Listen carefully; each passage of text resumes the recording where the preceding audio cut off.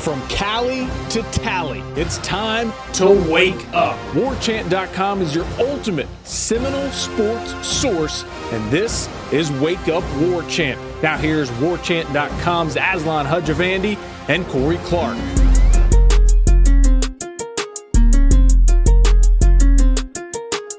Wake up! I felt good about that one.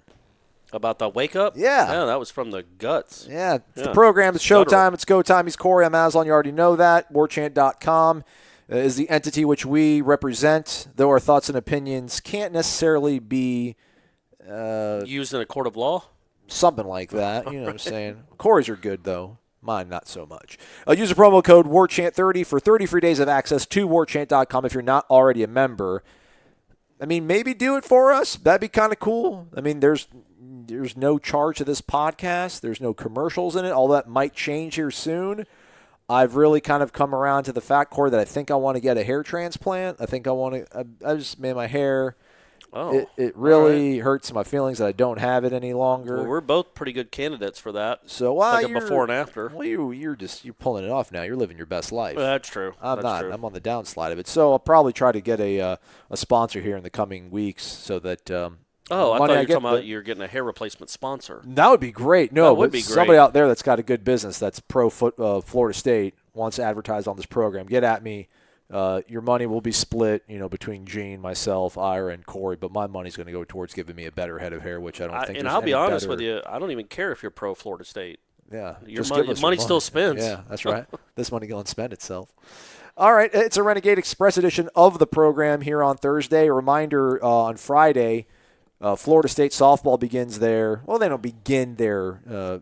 Defense of their national title. Yeah, that's still there. It's always going to be there too. Nobody's taking that away from them.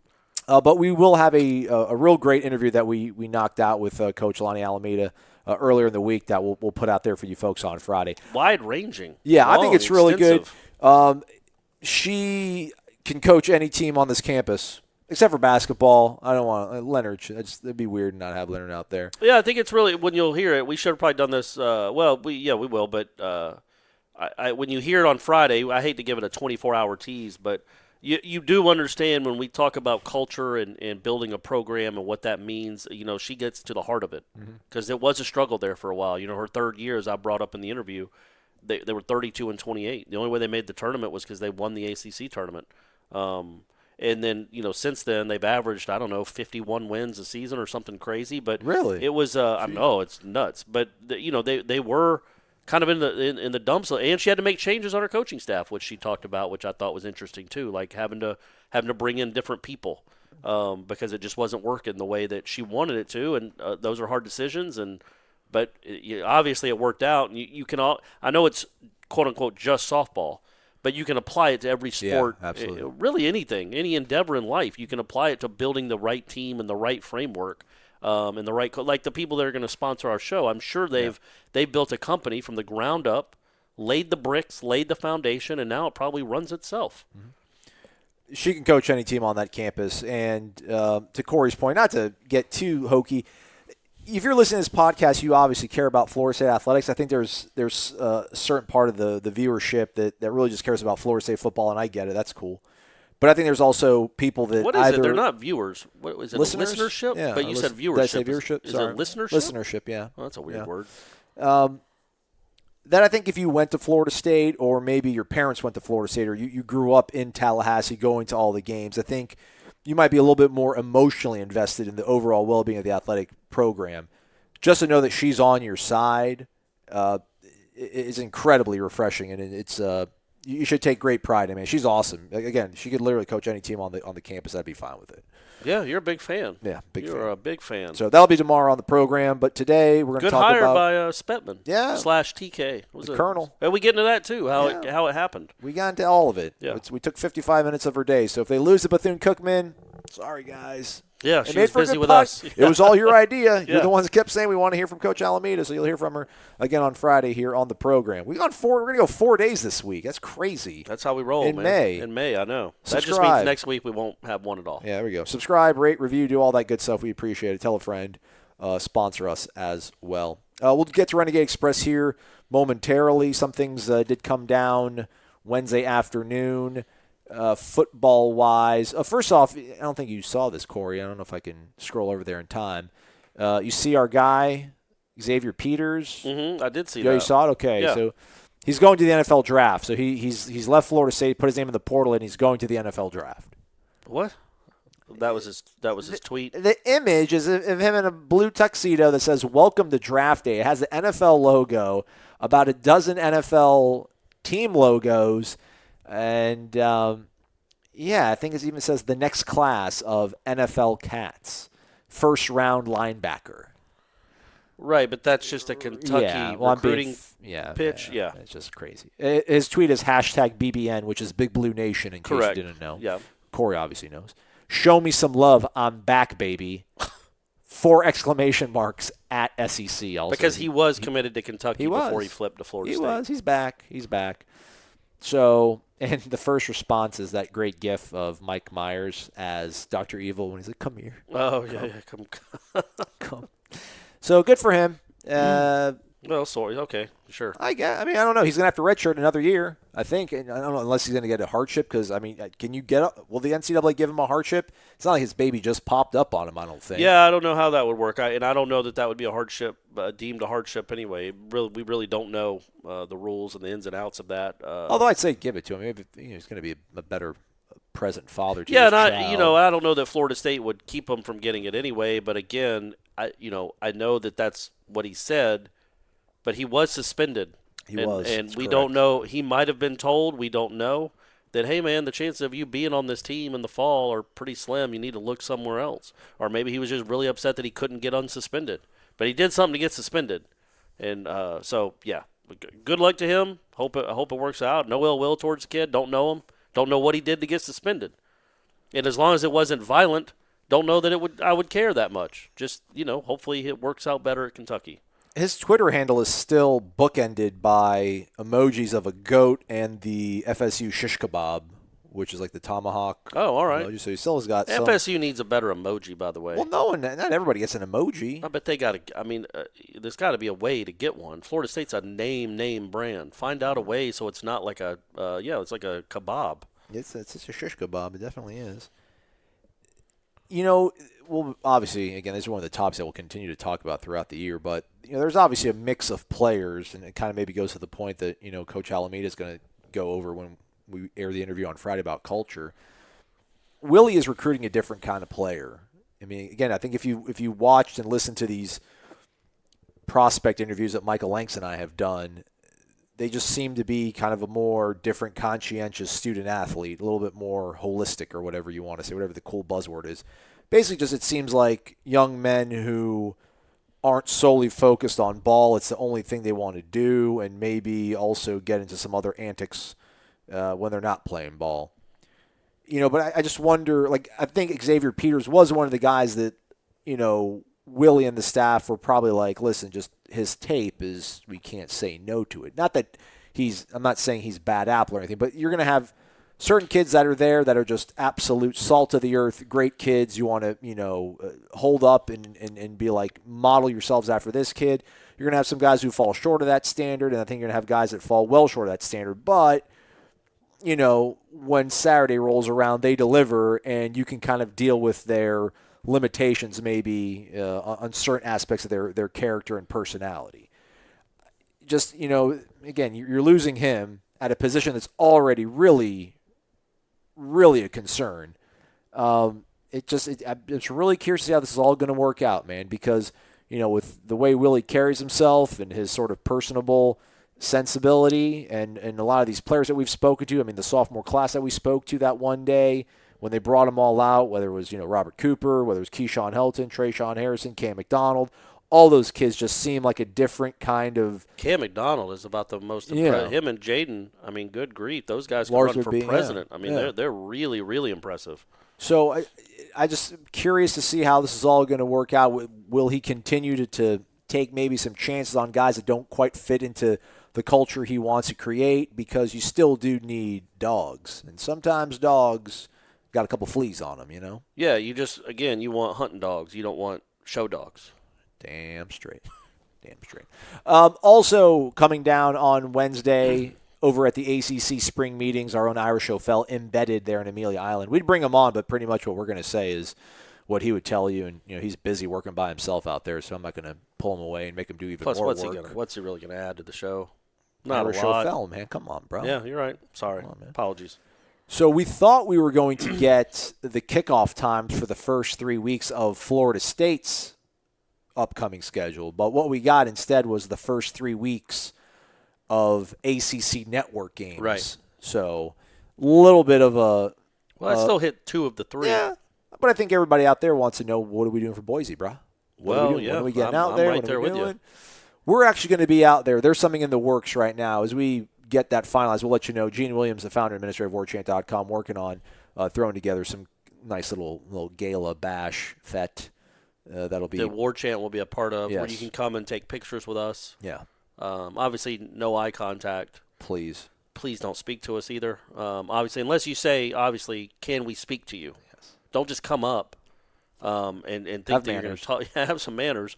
But yeah, we'll be there to take pictures and obviously sign autographs and all that stuff that I'm sure will be a lot of clamoring for. Yeah. So first 3 weeks, the slate has been laid out there. Excuse The defending national champions, Clemson, actually opened their season on the ACC network. Against who? I want to say Georgia Tech, but I don't know if that's correct. I'm trying to pull it up right now, but my computer is heavily Florida sluggish State right now. so Florida Florida State, but State's- you guys care about Florida State, not about There are Clemson. 2 games. So their second week, Louis ULM Monroe, the Warhawks. 5 p.m. 5 ACC p.m. Network. Have you ever been in a 5 p.m. football game? I don't think so. I don't think so. either. That's an interesting time. Should be a little cooler. But you know what? You know what 5 p.m. isn't? It's not noon. Yeah, it's definitely not noon. Not noon. It's not noon anywhere. Maybe Yeah. Hawaii? I don't even think it's noon in Hawaii. Yeah. It's noon somewhere in the Pacific. And then the week after that, Virginia, 7:30 p.m., also on the ACC Network. And as of right now, people, if you're listening to this show, and obviously I don't say if you're listening to this show, if you're hearing the words coming out of my mouth, you're listening. You probably don't have a cable provider that gets the ACC Network. In fact, that is so much of a concern, rightfully, and it's with every startup network, that the Florida State football account tweeted out, hey, let Comcast and DirecTV and Dish Network, probably. in Spectrum maybe. Okay. Let them know that you want them to carry the ACC network, because if this doesn't get worked out in the next 3 months, 3.5 months, then Florida State might be playing 2 games that you can't watch on your cable. But again, I guess you could get online, I assume. Just watch it like a baseball game. Yeah, I don't know. Do trust your first instinct, children. Georgia Tech at Clemson, Thursday, August 29th. That's an AC. Oh, that's right. We've known that for a while, though, Yeah. that was going to be an ACC network game. Yeah. Week 0, Miami, Florida. That will not be on ACC network. And we got to figure out when they play Boise. We still don't know when they're going to play Boise. But yeah, 5 p.m. against ULM, and then they're going to be 7:30, as Corey said, up in Virginia the following week. That's going to be a tough game. I mean, not at night. There'll be nobody there. Yeah, you got to study. Yeah. Go. The second years. Go return the second their years books. got to go study. Go return their That's books. the thing. That's the most pretentious thing about Virginia, and there's a lot. And it's a beautiful campus. It's a great school. But they don't call their students freshmen, sophomore, and juniors. Oh, for one First year? year, second year, third. I'm a third year. I mean, come on, man. Get over yourself. Get over yourself, Virginia. Yeah. So. And then they're the national champions of basketball, too. Right.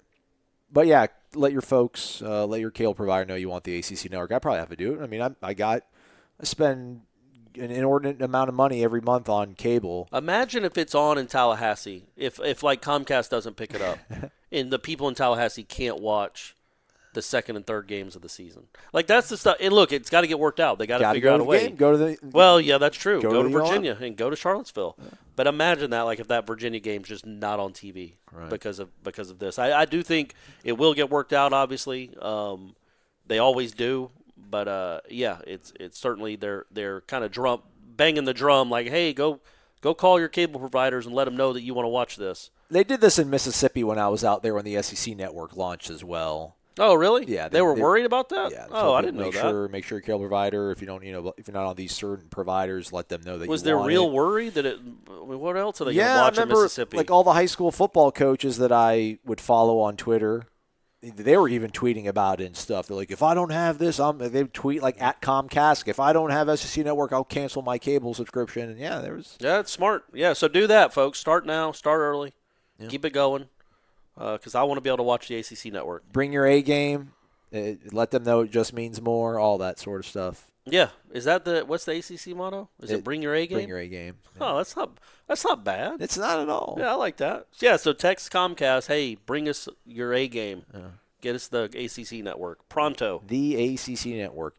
Also, do keep checking out warchant.com. I think later today, Commissioner John Swofford will be speaking in some context or in some form over at Amelia Island at the ACC spring meetings to, I guess, give a sort of State of the Union or the things that are important to the ACC right now that they're trying to get behind. And our managing editor, Irish FL, will have the latest on that and distill it down only the way that he can with his expertise, but yet his down-homeness. Yeah, it's a really good way of being the guy that knows all the importance of it, makes it feel, that you can get your head wrapped around it.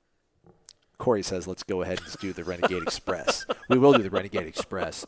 By the way, that guy looked kind of dreamy that was on my TV there, Steph. What do you think about the guys from this year of Bachelor? Did you see the pilot? No, yeah. Anyhow. We're sort of. Yeah, Stephanie's here watching The Bachelorette on mute.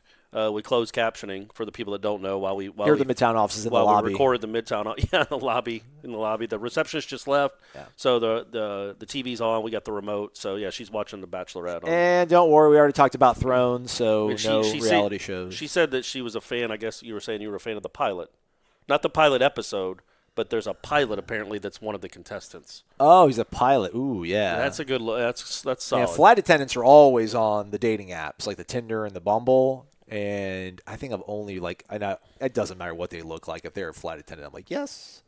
I mean, just out of principle. Well, yeah, but a flight attendant's not a pilot. But still, just that jet setting, industry, jet setting lifestyle. Flight attendants get +1 privileges. Yeah, that's true. Yeah, and they're jet setters. They're all over the world. Yeah. You're right. I did go to the batting cage with one of them. She was crazy though. She literally thought we were going to start dating and stuff, and she was like, "Oh, I'll just make sure that I'll pick up all the flights that have layovers in Tallahassee." I'm like, whoa, chill out. I want you to bring me to Chicago. Was there not a connection? Let's go to New York. Was there a connection? No. Oh, there obviously was with her. Right? Is that like a pun or something? Like a connection? Like flights? No, I mean, it could be, but I meant literally it sounds like she thought y'all had a connection. Oh, well, you get she's already talking about taking you start doing some stuff. Oh, all right. Well, it's a family show. I feel like that probably worried you more than it should have. You're allowed to just take a leap, man. Just take a leap. I did. I took a leap a few months later when I started dating Chris, and then she left me. Anyway, Renegade Express. Rookie baby. Hi, Aslan. What up, Corey? Great job with the summer shows. To answer Aslan's question, I think as long as Willie gets 8 or 9 wins, he will be okay. This is prefaced, obviously, with me making our thread start off with, hey, ACC meetings, regular season finale baseball versus the best team on the schedule, and the softball team begins the march back to Oklahoma City. What should we talk about? David Coburn as athletics director, what's the problem? Is there a total number of wins you think Willie needs to get re-upped after his 3rd season? So those are the 3rd questions. You didn't bring up meat. I didn't bring up meat. I was just saying that was a very hot topic on the boards. Oh, well, I posted this before that was unleashed on the masses, which is great. 5 pages. People don't care about baseball. People are very opinionated, which is good, man. All right, so Rookie Baby thinks as long as Willie gets 8 or 9 wins, he will be okay that 3rd season. If Willie gets 9-ish wins this year and continues recruiting at the level that they are currently recruiting, then it's all good. Corey is right. If this team can attain a winning season or two, it could become a recruiting juggernaut. Could be. I don't want to get too lost before we get to his question, but were we not a recruiting juggernaut under Jimbo?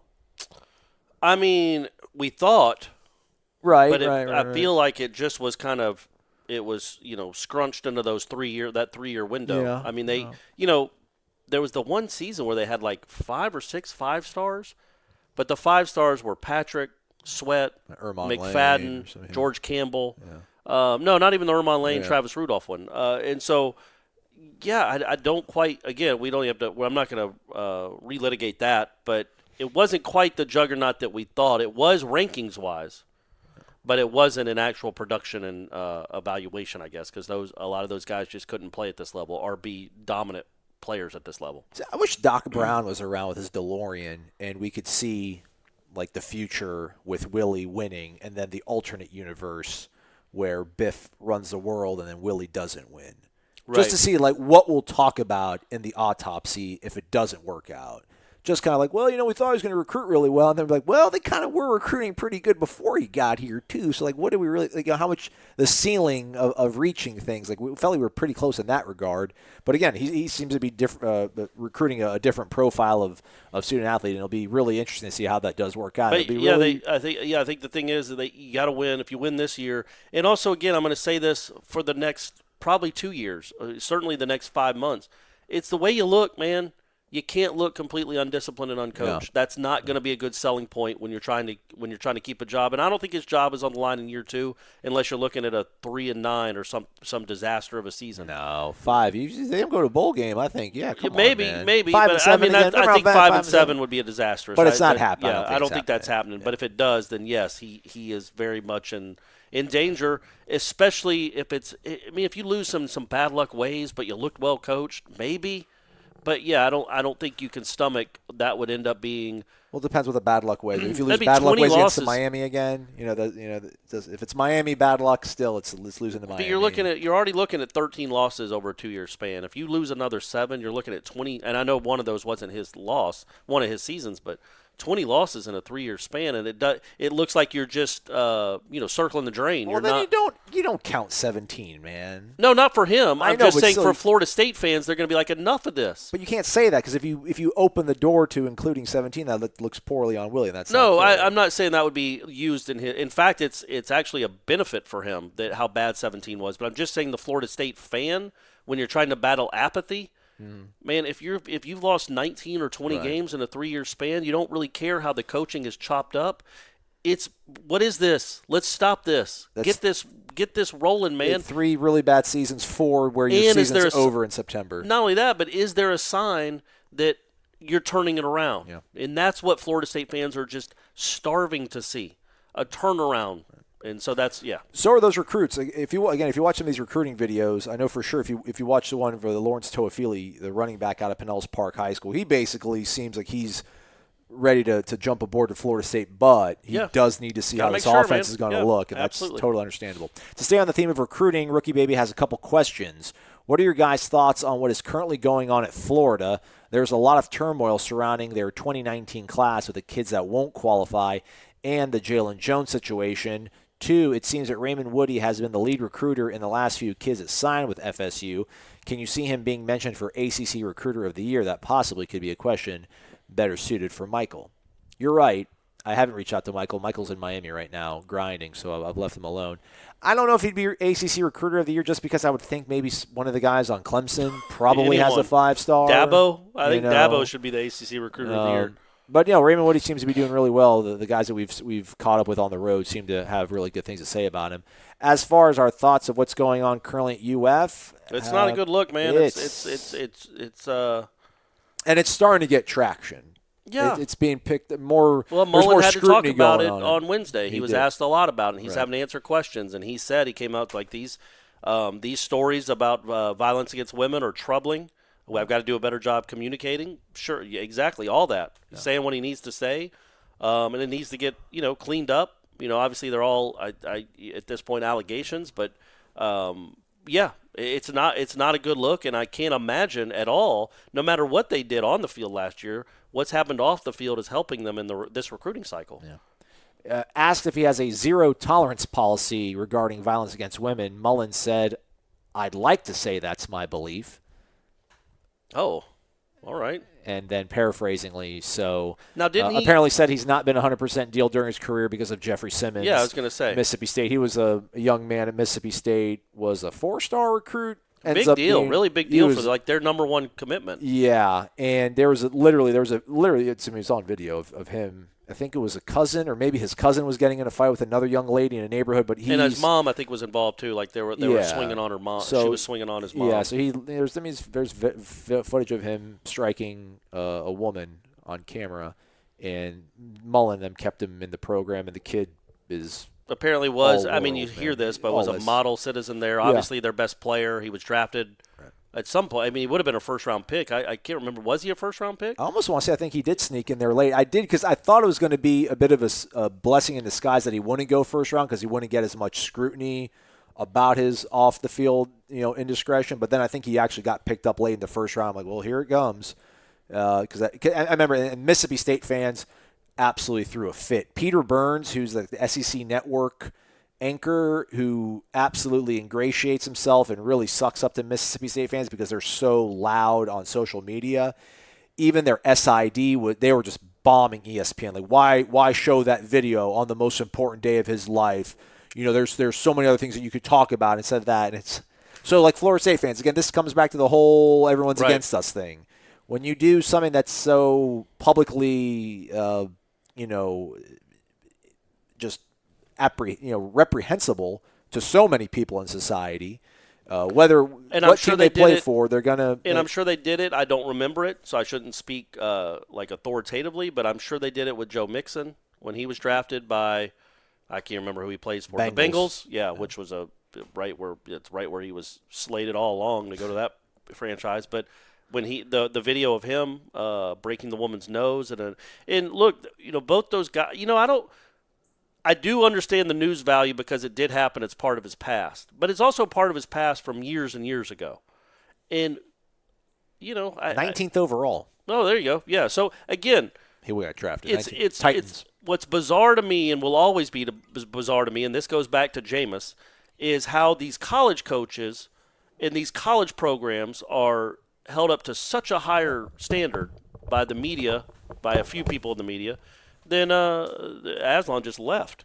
Then NFL franchises that are paying them millions of dollars to represent their city and to represent their franchise. I've always thought that was odd.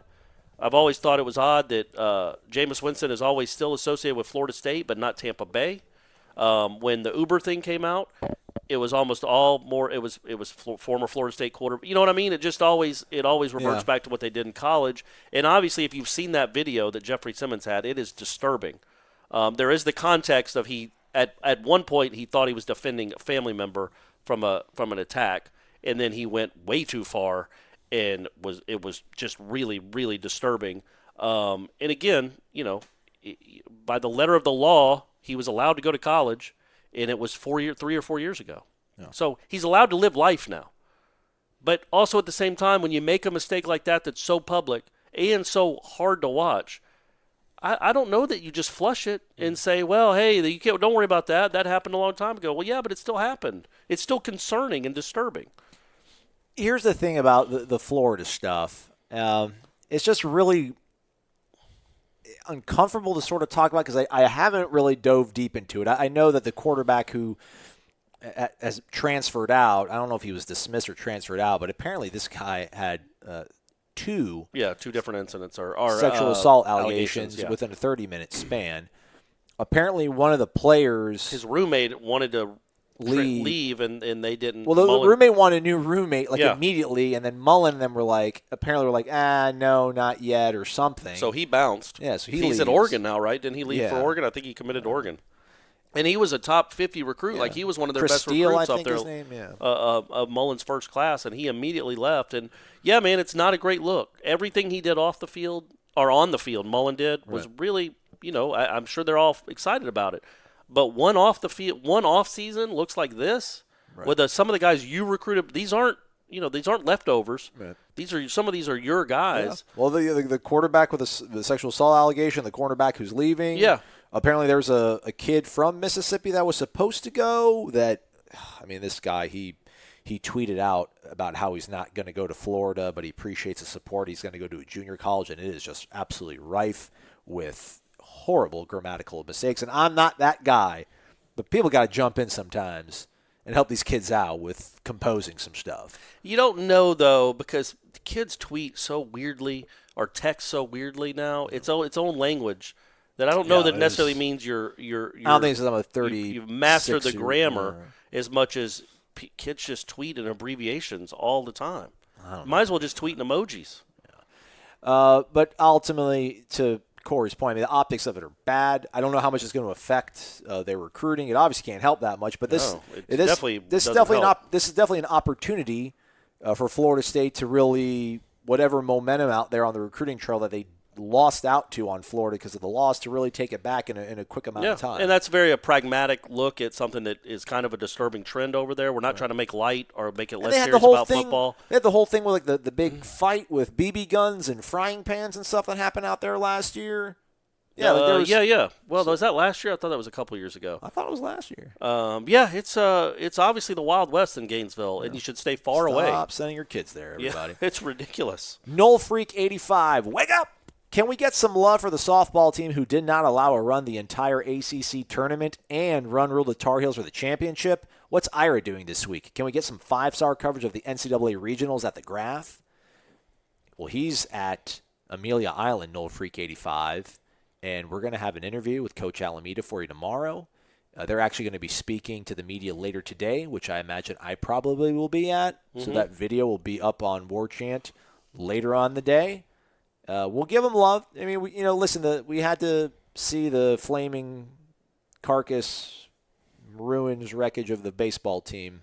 Hey, man, they're not over. What are you talking about? Hey, they start today, too. You see the latest projection got them going to Starkville.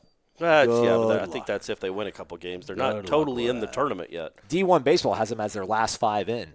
Yeah, man. And the RPI is troublesome. They got to win.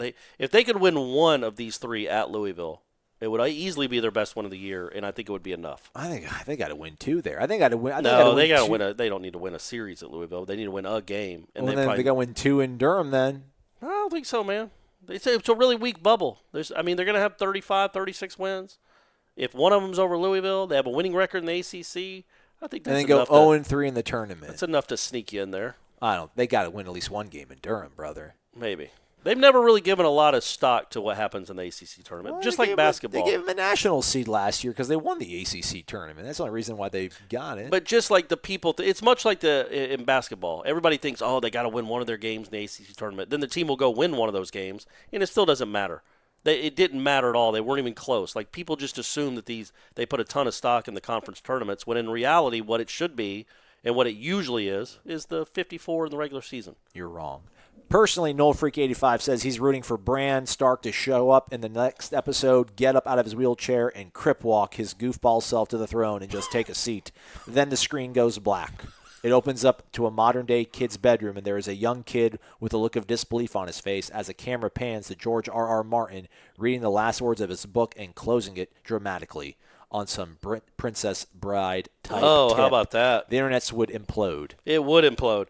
Edit, somebody else actually thinks this is also going to happen, he says. That it's going to be a kid reading a book? Oh, no. This is all a story. It's too much sex in there for a little kid to be reading a book. That's a good point. Yeah, that would be something if Bran, I don't know if I've despised anyone more than that kid. I've never liked his storyline. It's always been just kind of off the radar. We're not Thrones in it. We're not Thrones. I know, but it just what was the payoff? There wasn't one. There wasn't one. So yeah, the way this season's going, he will end up being on the throne. It's not over yet. Honey Fried Pickens, good morning. Knowles around the world. By the way, though, we do give softball love. We have an hour-long interview with the head coach tomorrow. Said that. Yeah. I know, but kind of doesn't. I don't want to be those guys who hey, get off our back. No, I'm not saying get off our back. I'm telling him, who's a big softball fan, hey, there's the longest interview of Lonnie Alameda's career is coming up tomorrow on this very show. Oh man! But I'm not going to be in town this weekend because Willie's going to be in Tampa speaking to the Booster Club, so I'll be down there. So I will not be here. But if they make it to a super regional, actually, I won't be here either. I'm going to probably go back home for Memorial Day. I got to go to the beach. Well, we'll be American and all that. We'll be. War Chant will be there, one way or the other. Ira. Honey Fried Pickens says, thanks for reading my question, Aslan. I don't want to beat a dead horse on uniforms, but the recent poll results listed on War Chant show a massive percentage of War Chant members in favor of more traditional uniform look. With such a large segment wanting changes and nothing happening, do you believe there is a disconnect between FSU administration and the fans? Would it not make sense for FSU to listen to its donors' fan base? Appreciate the show, guys. Yeah, it would make sense. I wish they would. I know what the holdup is. It's probably contractually with a shoe company. But, I kind of wish they would go back to the uniforms that they used to have because they were really cool. Here's the thing, and, Gene's starting to do this. They're still cool. They're just not as cool. They're not really all that cool. Unless you think Boston College is cool. I always have. Gene's doing a sort of big picture What did we say the other day? 1,000 feet up in the air, look down. You said 50,000. Oh, I said 50 miles. I said 50 50 miles, miles. and you said 5,000. I try to correct it. I don't know where it so stands 50 there. miles up in the air, look down. Yeah. About just, the fan experience, if you will. But this is the thing. There's so many different factions now of the fan base when it comes to the uniform debate. There's fans that are like, I don't mind the logo. Keep everything as is. Just give me white numbers on the garnet home jersey. Then there's folks that are, I like the logo and I like the new little tribal stuff on the sleeves, but I don't like the colors. Give me back my old garnet and gold 2013 and prior. Then there's those who hate the logo and want like everything. So there's I'm not in favor of the two-party system in America, but it's what we have. It's kind of a little bit cut and dry. Figure out what you folks want. We can't start having all these divergent libertarian Green Party stuff. Everyone's going to point and laugh at you and say you're crazy. Figure out what you're going to pick your side, man. Do you want to go back to how it was, or do you want to keep it the way it is? I think those are the two options. But how it was when? Numbers. Like 2012? 13, man. I mean, that was, I think. Yeah. I feel like. And then instead of going to black jerseys, go to done.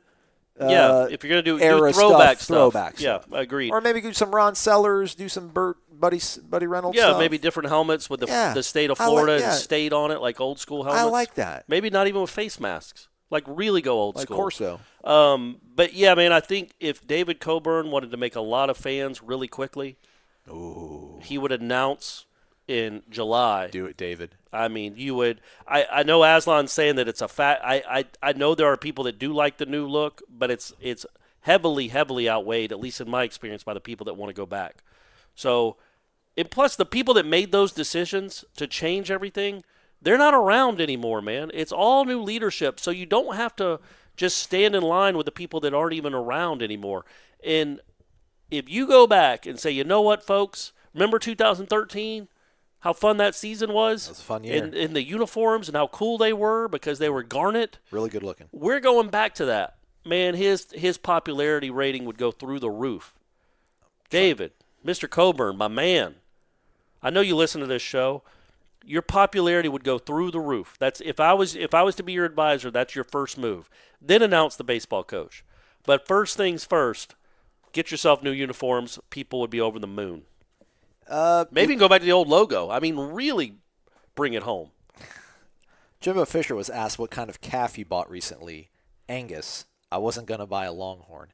I'm trying to find this tweet on the Houston Chronicle beat writer. And golly, this guy just tweets nothing but Jimbo. I need to follow him. He joked about his uniform philosophy. Not surprisingly, Fisher likes the old school look. Mm-hmm. Where were you then, Jimbo? Where were you on that, John? Yeah, how that? Well, I mean, I think he was told, "Hey, Nike's going to pay us this much." Right. He's like, because I think he only busted out the black jerseys. I think against Charleston Southern, like Dalvin's last year. Yeah, or but maybe even he let the whole logo color change happen on his watch He too. did. He did. I mean, I know he didn't let it. It was above his, not above his pay grade, but above his rank. Nobody was getting paid more than him. But yeah, so so he doesn't really deserve blame for that, but. Man, what a great signal it would be for David Coburn, his first month on the job as the non-interim athletic director, to say, you know what, we're going back, baby. Yeah. We are going back. Well, listen, I know Tarif Knockout's one of the guys leading the charge. Stop being the good guy, Tarif. I think you're giving too much wiggle room to the people in power by just simply wanting the white numbers back. Don't compromise with these people. Yeah, no, go full board. Go for all. Go off. Yeah. Don't again. They are the best uniform. I mean, I saw a picture of EJ from his playing days because he just retired. Man, go back to those. That is a beautiful uniform, and you don't get mistaken for Matt Ryan. Yeah, Brian Burns, your first round pick doesn't get called. Oh, he had a great career at Boston College. Yeah, man, he was one of their best defensive players. Yeah. Maxwell Gibbs, what is up, gents? That was all caps. What's the bigger dumpster fire these days? The Lakers or the institution in Gainesville? Ooh, he's taking a shot at your Lakers. He got the fourth pick, though, man. They did, man. So it's supposed to be a three-player draft, and you got the fourth pick. That's what I mean. I think the year that they had like the third overall pick, it was Karl Anthony Towns, Jahlil Okafor, and D'Angelo Russell. I mean, you wanted. I mean, Karl Anthony Towns was like the only slam dunk out of those. Russell's guys. actually been a good player. He's turned into a good player. He had. I know it was a rough. You had to let him go just Yeah. because of what he did. Can't be talking about your teammates' love lives and stuff. The Gainesville. Gainesville. I mean, come on, these kids leaving, what they're being alleged of doing. At least they had a winning record in Gainesville. I want to see the video of Mullen doing this because Mullen just kind of squirrely as is. He doesn't. No coach likes to have to answer these questions, but he gets really uncomfortable and really abrasive when these sort of things start piling up on him. I do want to kind of see the way he's. I wondered how he was with Simmons when that happened and how they explained it away when he joined the team. I look better than that guy, don't I, Steph? Is that the pilot? Why is he singing to her? Maybe I should try to get on The Bachelor or Bachelorette. Actually, I don't know if I could be in a. You definitely wouldn't be the Bachelor. Yeah, I'm not that You'd good have to be looking. one of 20, not the guy that carries the show. Maybe if I get my hair, if we get the sponsor, I get my hair back. If I get my hair back, Corey, Yeah, man, watch that guy. out. Yeah, what is that guy about? Look at her. Good grief. I think she's Miss Alabama. Aslan, keep right? swiping away on the apps. Don't worry, you'll eventually find the one. My wife and I met on Tinder, so it is possible, my Wow. friend. We're There living you proof, but if you lose faith at some point, you could always do Match.com like Corey did. Yeah. There you go. See, it's 2019. We're all meeting people in different ways. Yeah, I did do Match.com in Mississippi. Didn't What do you work think out the well. percentage is of people that meet on Tinder get married?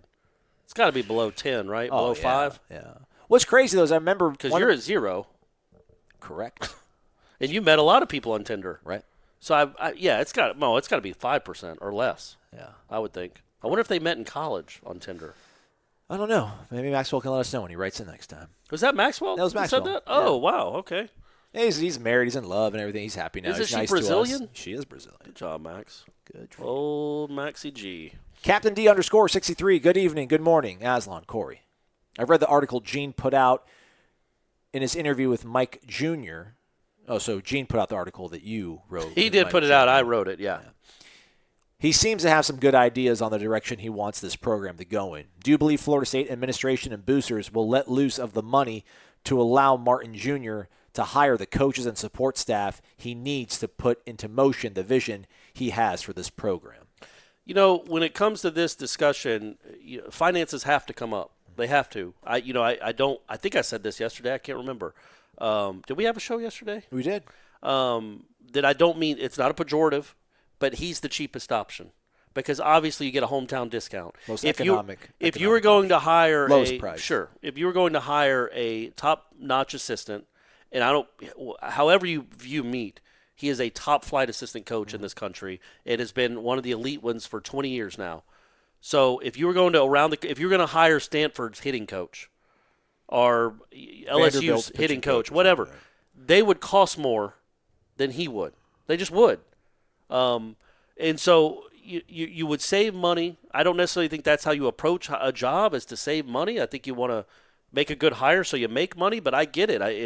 And one of Coburn's priorities is to save money, to tighten the purse strings a little bit.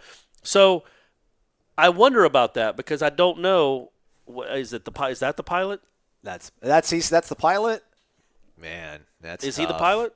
That guy I don't before know. should just go home. Yeah, what's he I would doing? just go home. Like, I can't compete. I can't compete with that. He's much better looking than I Oh, am. sorry, talking too much about Bachelor. And he's he's a pilot. You get a top flight assistant, they're more expensive. So as my it point is. with this question is, I don't know that they would give him the money because I don't think they want to spend a ton of money on this hire. But I think he knows I think he would know better than most how to spend that money more economically to get their most bang for the buck because he's been part of it for years. They've always been kind of not one of the big spenders when it comes to elite college baseball programs, and they still find a way to be competitive. So he's managed that before. I am curious as to what they would allow him because I know that there's some programs where their assistant coaches make more than 11 makes or close to it. Really? And they would have to take a pay cut to come be the head coach at Florida State, I think. Somewhere along those lines, very similar. So that's a real question. I know people want to get into he hasn't proven it as a head coach. You don't just get the job because of your last name and all that, and I get it. But with the money they're going to be offering, I don't know what kind of candidate you would get that would be a slam dunk. But there isn't one that would be a slam dunk better hire than Meat. But also, my philosophy is see how it works out, man. If it's a train wreck for 3 years, you fire them. But Lonnie had a bad year in year 3, and look at her now. Yeah, but she had a bad year, but yeah, she did. But she still made the tournament. It wasn't like a dumpster fire type of year. And she had won 44 games the previous 2 years. So she had shown she could win. She'd been head coach before. So, I think, to me, it just wouldn't make sense. And I'm not really even saying this because I'm friendly with me. I don't call us friends. We don't go hang out. But I am friendly because I've known him for a decade. I'm not just saying it because of that. I even if on the outside, you're looking at a guy that's been part of a winning program for 2 decades. His dad's name is on the field. Would you risk alienating the guy who built that program, whose field is? Would you risk alienating him? Because they went through that once. It was ugly with Bowden. Would you risk doing that again for college baseball? Like, I get it with football. Football's a huge moneymaker. College baseball is college baseball. Yeah. It doesn't make money. It doesn't lose money, really. It might lose a little bit, but it doesn't. It's just not. It's just not that big a deal in the grand scheme of the finances of a university. Do we know, like, the timeline? I mean, it's got to be quick, right? You have to recruit. Like, that's why That's why the way it's played out has been a little odd, but I get it because of the AD situation. But, yeah, man, I mean, Meade is right now recruiting. Like, he left on Monday or was going to leave on Monday to go recruit. What's he telling people? Yeah. And I asked him that in that interview that ran. He's like, hang with us. You're only a sophomore. It's not like you would need to know right now anyway, or you're just a junior. But what has he told the guys that are committed for this class? Yeah. Like, they don't know where they're going. They don't know who their head coach is going to be. But he's still been out there recruiting for Florida State and, recruiting pretty hard for Florida State. And, I don't know that they have a better option right now, but I don't know the candidates. If the guy from Oregon State wanted to come, the guy that just retired, that won 3 national titles or whatever it is, Pat Casey. Yes, correct. Hey, man, sorry, Meat. You know what I mean? I get it. If O'Sullivan wanted to come, sorry, Meat. No. Of course. O'Sullivan's Gator? Yeah. I don't think anybody'd have a problem with that. I mean, some people would. He would look good. Mike Martin would. But yeah, man, if you got a guy that's proven to be a legitimate, like the guy at Vanderbilt, Tim Corbin. Yeah, those guys, if they wanted to come, or the guy at Virginia, I'm Brian sorry. O'Connor. All right, great. You're showing off. I know their names. I know you don't think I do. I didn't know Corbin's first name. I knew it was Corbin. But I didn't think if I said Tim Corbin, people would understand who that was. Who'd figure the brownish guy on the show is the one that knew more about college baseball? Right? Hey-o. I just say the names of the universities. But if those people wanted to come, obviously Meat, you don't stack up to them. But the pool that they're recruiting from for a head coach, I can't imagine anybody's slam dunk. Oh, he would definitely do a better job than Meat. They might, but you can't. I don't know how you would say for certainty that Mike Martin Jr. wouldn't outperform a Lincoln Jarrett or a Doug Minkiewicz or an assistant from Stanford. Well, to your point where you talk about it's just baseball, I mean, at what point do you maybe just say, well, let's just try something different then? Like, what do we have to lose? But don't you think then? that's what when he talked to me, don't you think that was kind of his message, that it is different? It is going to be different.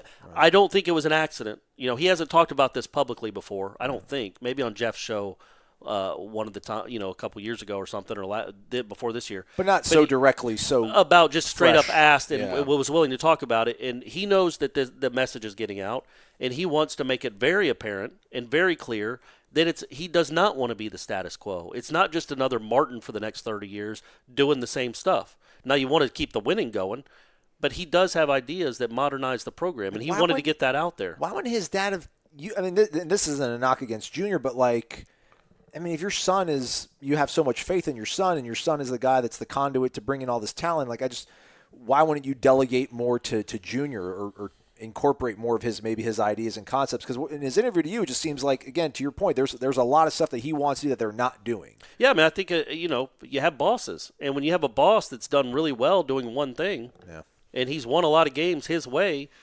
it's hard, even if it's your son, to be like, yeah, you know better than me. Oh, yeah, sure, you know better than me, Meat. How many games have you won again? Because I got 2,000 on the board.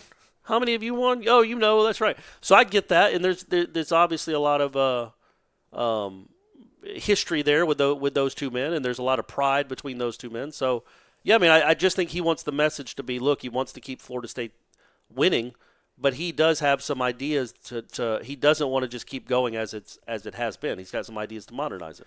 That was smart, right, to get that out there? Yeah, absolutely. That was Yeah, man, that was a really good. And I don't think he was like using me. Like we called him and asked him, "Hey, would you mind sitting down and talking about this?"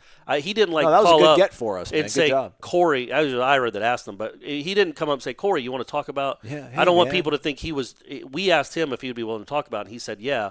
And it was just kind of. I think he'd even forgotten we were doing it that day, so it wasn't like some grand performance art. I got to let everybody know. It's just he was asked questions and he answered them. Second question from Captain D_63. We're at about 50 minutes. All right, let's do it. How much money would it take to get our baseball program and facilities up to modern age? Well, Mississippi State, which is like the gold standard right now, spent $55 million on their baseball stadium. How long ago was that? 2 years ago? They built a new stadium or they renovated their old one? Probably renovated, right? I guess you can say renovated. It's completely just So only $55 million? Yeah. I mean, I think the Gators spent 40, I want to say, on theirs. Clemson spent a lot too. How much? Look up Clemson while I talk about that. I don't mean to tell you what to do, but how about doing your job for once? I went to Clemson. When was it? Oh, it was last year because he was about to break the record. He had tied the record and he broke it in Clemson, and that was the first time I'd been there since they renovated it. And again, it was just so stark how much better the people, the real people that Florida State are competing with, how much better now their facilities are. Now, Florida State has its own advantages too, from the student population, and take that for what it's worth, what that means, from the history, the tradition, the fans, the interest, all that. Florida State has its own advantages too, but facility for facility, Clemson's is twice as nice as Florida State's. It was just a great little facility. I mean, it was a great facility. It had suites. It had a cool picnic area. Florida State's is basically the same stadium it's been since 11 took over. I really haven't been able to. I think $10 million is the number I've seen. They've spent $128 on their entire athletics. Little John was $63.5. Football was $55 million. Brand new baseball operations center was $10 million. Yeah, so they made their own their baseball only facility, but they connected it right to the stadium itself and turned the upstairs part of it to suites. And it's a really cool little. It looks cool. It's a nice little stadium, and I don't know why I keep calling it Little. Maybe Little John because that's so close. But what? So yeah, so I think that Florida State is well behind. I guess you would say that the going rate is at least $10 million because that's your biggest rival in baseball from a pragmatic, realistic standpoint because they're in your own conference is Clemson. And Florida just spent a lot of money. So Florida State has to keep up somehow. And baseball is part of the Unconquered campaign, the whole $100 million campaign that they're doing to also, get the Veller Jack Nicklaus design golf course up, the football-only facility. But it's very much minor sort of tweaks. I think improved lighting in the outfield. I think they maybe extend the overhang of the grandstand to the bleacher seats. Yeah, that would be smart. The video board is nice. That's the one renovation. But the stadium itself is old, and it feels old. And when you go around the conference, and especially when you go around the SEC, they're not comparable. It's night and day, and that's what they're competing against. I kind of want to say it didn't age well, but I'm thinking, the big renovation they did there was in 2003. 16 years ago. What really holds up in terms of facilities in 16 years? You're trying to recruit somebody that's thinking about Arkansas or LSU or Mississippi State. Man, it is tough. But, hey, the ACC Network's about to launch, baby. We're all going to be flush with cash.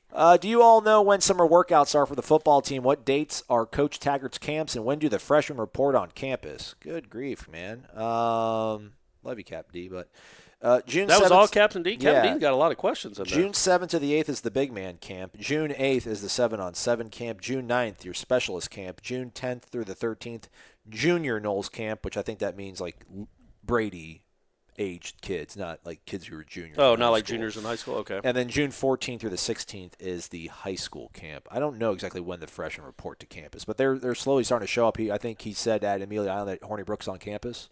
Oh, okay. So they're coming in. Here they come. Here comes Old Hornswoggle's already here. Nice. Here. Thanks, guys, for the amazing job you two do each and every show. Thanks for kicking our days off just right with Seminole Sports. Go Knowles. Have an awesome day. And when do I assume the actual reporting day, though, is a couple of days before I mean, semester starts. Right? But also, it's so different now than it was when we were growing up, man. Right. Like they're here all summer, really. Bimini Bound. Cersei Lannister deserved a better death, and Aslan, you deserve a better girlfriend than the last. Oh, thanks, man. I mean, I liked her. I thought she was a very nice person. Cersei or my ex-girlfriend? Cersei. What do we mean by your girlfriend made Cersei look like an angel? That's a little Game of Thrones humor, babe. No, that's not. I'm just Cersei deserved a better death. So, like, what? Like a more like I was saying, like out there, like we got to see it. Yeah, we got to see it. A more gratifying death. Yeah, you're right. But maybe she's still alive underneath all that rubble. Oh, yeah, that's true.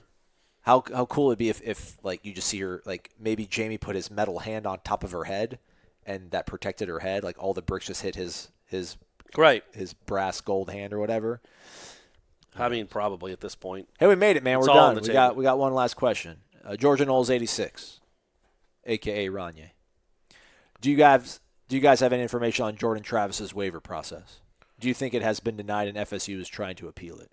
I feel like this is the question that's it's going to be like remember, I don't even know if you're on War Chant then. Deshaun Platt, do you remember that name? Oh, yeah. Every I'd say 9 days on the Callahan message boards, after him.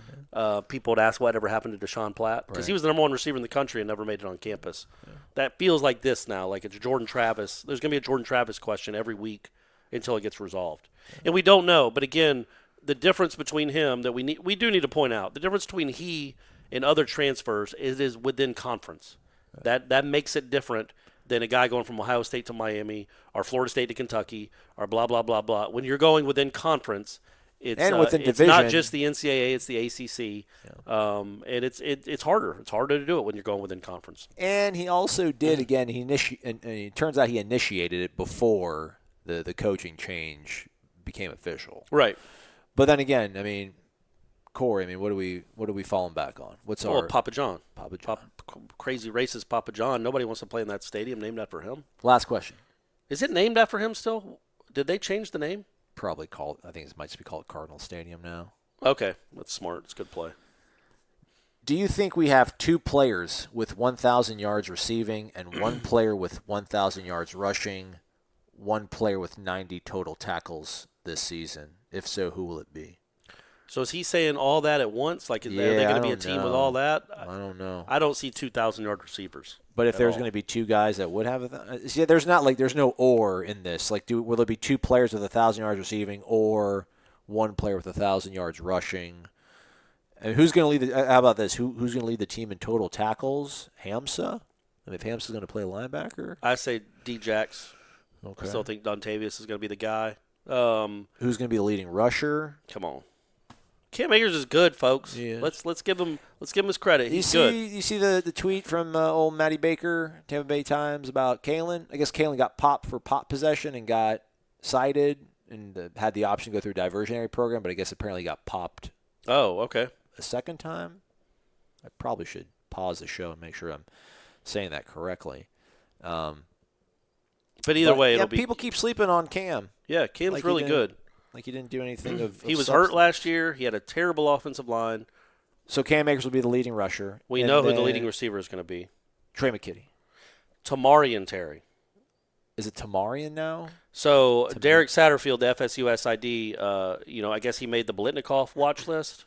Which there we go. I mean, at the end of the day, they're going to rename the award. Yeah. That's how good 15 is. But he made a point because he was emailing Ira and me.